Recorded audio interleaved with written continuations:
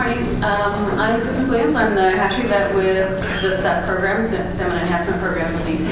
And my talk's going to go in two directions. I'm going to talk a bit about the virus, and I'm also going to talk a bit about a recent outbreak and response to the virus, just because I think you might be interested in. So what we know about IHN is that the host range is all the Pacific salmon, and there are other fish as well, but we're going to focus on the ones that we enhance.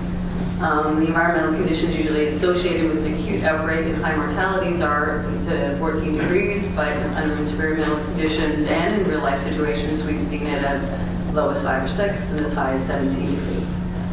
So the population susceptibilities of individual groups will affect what the disease outcome is.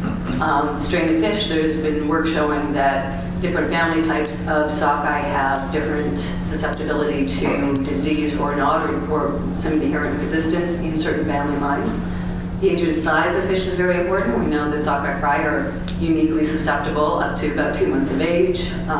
The adults remain subclinically infected. They're not dying from that, but they are shedding the virus in the reproductive fluids. But under experimental infection, for all of the Pacific salmon and Atlantic salmon, you can infect all possible life stages, all species. So it just takes a certain combination of conditions. So I'm going to talk about the IHN experience at Robertson Hatchery, one of our major facilities on Vancouver Island. And how do I get back there? Oh, okay. I'm back on. Okay. I'm not there yet then. I'm going to come back and do a couple more risk factors on IHN. Where was I? Okay, so other risk factors are rearing density. So density has effects in a number of ways. One, you're going to have suboptimal water quality. You're going to have stress effects of that, which may compromise the immune system.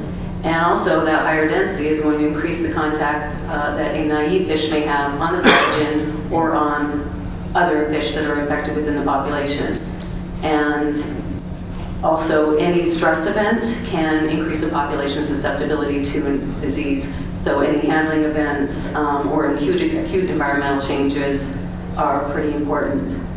So there's recent work being done on the minimum infectious dose.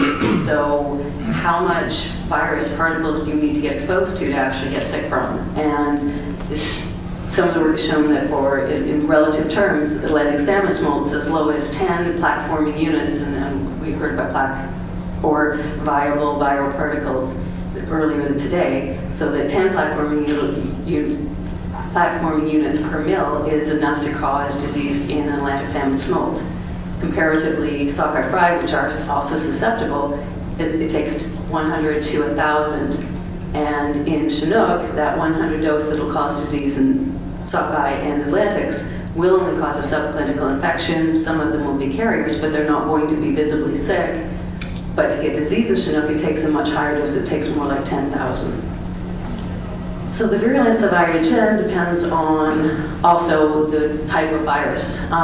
They have geographic divisions for IHN in the Pacific Northwest with an upper or BC clade or genogroup, middle Washington, Oregon, or M clade, and a lower L clade that's usually Californian.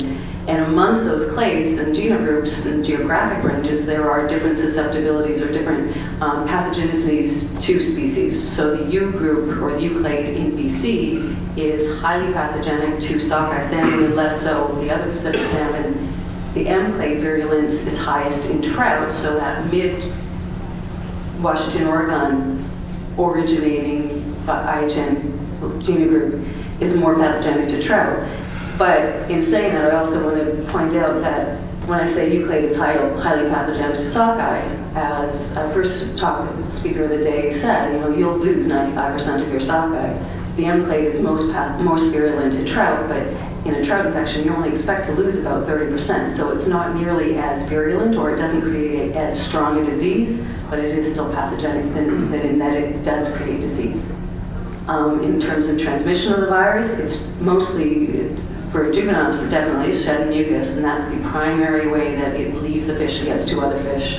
And and then is carried in the water to do that, or through contact during a feeding event or when they're up at surface or crowding, any mucus to mucus contact can spread the disease. And reproductive fluids in the adults, research has shown that feces is a minor contributor to transmission, and urine is completely unproven, so that one's still unknown. So Robertson Creek Hatchery has been in production over 30 years. It generally does Chinook, coho, and Steelhead. The Chinook is a S0 or fry release, and their release target is usually around 7 million Chinook, and it's a pretty major facility. Their water supply is surface water and deep lake waters supply from Great Central Lake, which from Don McKinley's talk we know is has a high natural sockeye productivity. And we generally we're not screening wild sockeye, so I don't know the prevalence in that system. We just assume that it's high and that we expect virus to be within our water supply, and we manage around that. But when we do screen Chinook adults in the same system, we do find a very low prevalence. Like if we screen 60, we find a couple that are positive for IHN in a given year. So in recent history, Robertson operated for decades without IHN. But in the last couple of years, we've had 2 detections. And the first one was in January 2015, where 62,000 steelhead trout had experienced just chronic low-level mortalities for about a month around Christmas time during the adult sockeye spawning run. Historically, if we saw that, we'd be thinking it was trichodynia, and we'd do formalin treatments and it would go away. This time, we did that and then it didn't go away. And on a site visit, I noticed fin-based hemorrhage and pale gills, so we stopped looking for parasites and we started looking for virus, and we found some. Earlier this year, the same site was doing, normally they do, again, 7 million Chinook fry. We were doing a yearling production trial, so just 100,000 that actually worked out to 94,000 when the fish are like that. And we were going to try to do a yearling program, and we had a couple of handling events over the summer, over the summer we had them on deep lake water at 6 degrees, and we had just chronic losses, very low, 0.03%, so at 94,000, 10 to 30 fish a day, and it just didn't stop over the summer. And it was attributed to, they're not coming back, they've reverted to smolts, or they've gone to smolts and they're not coming back, and that's where we're losing. But at the end of the summer, the technician noticed, oh wait, I'm seeing fin-based hemorrhage, and called the vet. And again, we did see, and I put the clinical signs to show that in these less susceptible species, the clinical signs, fin-based hemorrhage was the only consistent one between the 2 species. We saw pale gills in the steelhead that we didn't see in the Chinook, and we saw enlarged spleens and bleeding around the eyes and fluid in the abdominal cavity in the Chinook that we didn't see in the steelhead. So you'd see different things in less susceptible species. So now I'm going to just go through quickly the steelhead outbreak response to just give you a window into the new regulatory regime. So IHN is a mandatory reportable disease in Canada. It's under the authority of the Canadian Food Inspection Agency under the National Aquatic Animal Health Plan. And so they are the leading agency. We get a disease, we have to contact them. So, of course, late Friday afternoon, when we always find out that there's something serious going on at hatchery, we have a cytopathic effect on our EPC cell line. We're suspecting the virus, and it's probably IHN based on the appearance of those cells. So Saturday we discuss stock destruction, and there's many phone calls between my management and me and the site, and we do our notification to CFIA within our 24-hour window of suspicion. And on Sunday, we actually get it confirmed by the virology group who work overtime on the weekend to help us make the decision on how we're going to proceed with this. We decide we're going to destroy, and we notify CFIA of that. And we talk to the manager, and he restricts the site and movements around the site and access, and he was amazing. So here's a bit of a site map. The gray is the asphalt, concrete areas, and the darker areas are the water supply. It was a really fortunate time of year for this to happen because our 7 million Chinook were in incubation, and the only juvenile fish we had on site were the Steelhead in one raceway, and then an empty raceway, and then our coho, 100,000 coho in the farthest raceway. And that was it for fish on site, which was very fortunate. This doesn't show, but this driveway extends about a mile down the road to a main road, or sorry, a mile long driveway to a main road.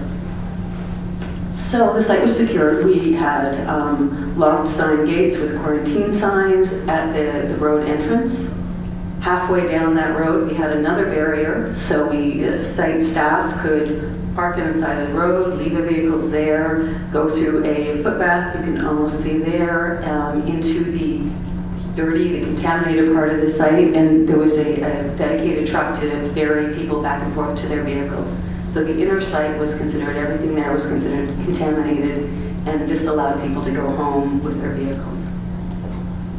So we had footbaths everywhere using Mercon 1%, and the CFIA did issue a quarantine notice, and I'll direct you to all fish, 62,000 steelhead, including mortalities, plus all equipment in the operation and production of them, including the water where they reside prior to their population, and all feed associated with the 62,000 steelhead had to be cleaned and disinfected or destroyed. So Monday, after the Friday, was a planning day. So we're going to kill all of these fish. How are we going to dispose of the carcasses? How are we going to disinfect that water?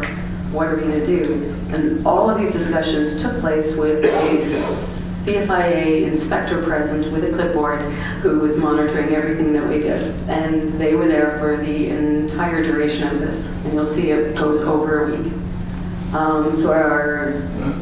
We make our plan, we dig our burial pit, we set up a kill tank, we use one transfer tank for a kill tank and one transfer tank to transfer the carcasses to the burial pit.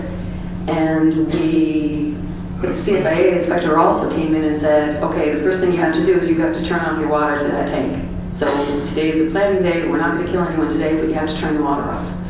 So they're in a raceway, so we get tarp and sandbags and we block off the stop logs and spend the day planning.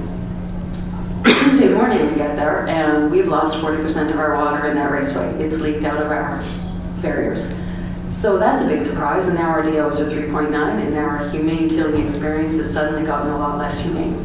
So we're working a little bit faster now. So we set up our anesthetic overdose tank, and we seine, dip it, and get the fish into the kill tank. And once they're dead, we move them along. So there's the seining and netting them out, running them along the back wall to our transport tank with a kill anesthetic that's set up so that the water can drain back into the infected raceway. And then we bury them in a tarp-lined pit with layers of lime and soil, and covered the tarp back over and covered it with 3 foot of soil, and then put an aluminum box on top just to be sure. So the next day, or that night, we have to decide, okay, so the fish are out now, but the water that they were held in was contaminated with IHN. So we can't just let it go. CFIA requires us to disinfect that before discharge. So we have to decide how are we going to disinfect a raceway that has a tail pond that connects to our coho and goes into Stamp River where there's wild populations, and how do we not kill wild fish with the chlorine that we're going to disinfect that water with. So we lower the coho flow, we raise the tail pond, we add sodium thiosulfate, which neutralizes chlorine, to the tail pond, and then we add our sodium thiosulfate to our raceway.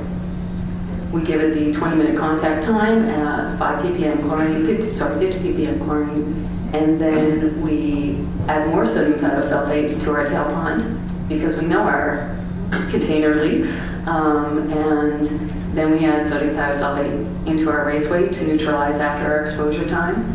Then we grabbed a handful of sockeye or coho from the bar raceway and in a dip net walk them through the Steelhead former raceway, just to ensure that there wasn't residual chlorine there that would kill wild fish if we released it. So we wanted to make sure when we lift those stop logs, we're not killing fish. And the coho survived nicely until we then did destroy them, because we did.